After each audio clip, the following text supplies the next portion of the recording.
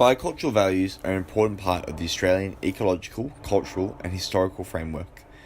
They are a manifestation of millions of years of natural development and evolution, along with tens of thousands of years of indigenous interaction that has shaped the meaning and value of these natural amenities. As quoted in ENVS et al., 2015, page 133, quote, "The potential contribution of indigenous knowledge and contemporary ecosystem science and management is irrefutable.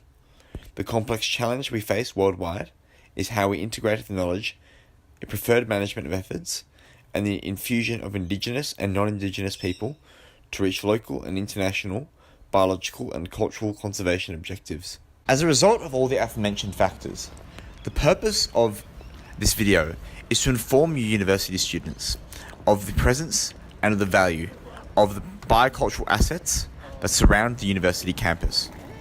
As environmental science students, understanding the presence of such biocultural values is of paramount importance to understanding how it works within urban landscapes and also more familiar landscapes, such as Mars Creek, which is the example and the case study that we'll be analysing as part of this video.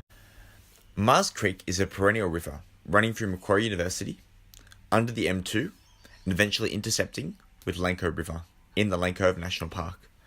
Along the route, there are many different types of vegetation, human land usages, and Aboriginal cultural sites. This map here shows the many land uses surrounding the Macquarie University campus, including residential, parkland, industrial, education, commercial and transport usages.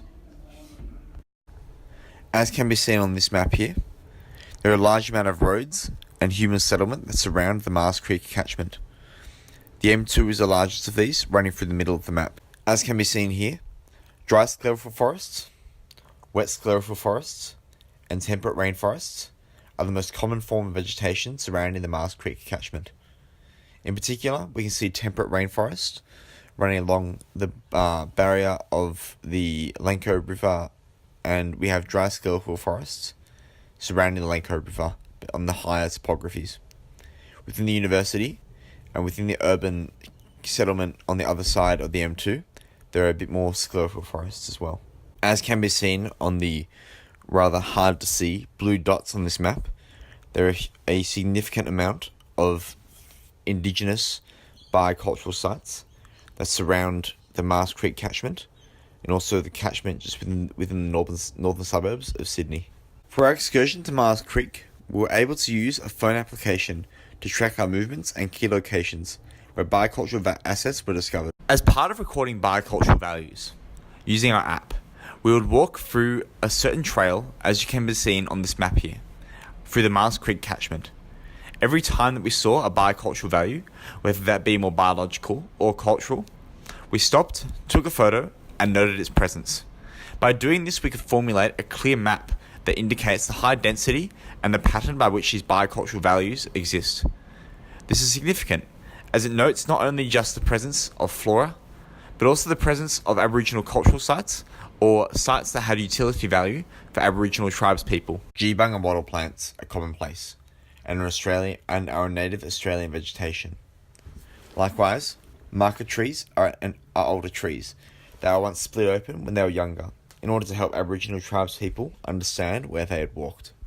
Likewise, there are lamundras, banksia, kangaroo apples and spotted gums, which are all integral native plants within Australian biocultural values.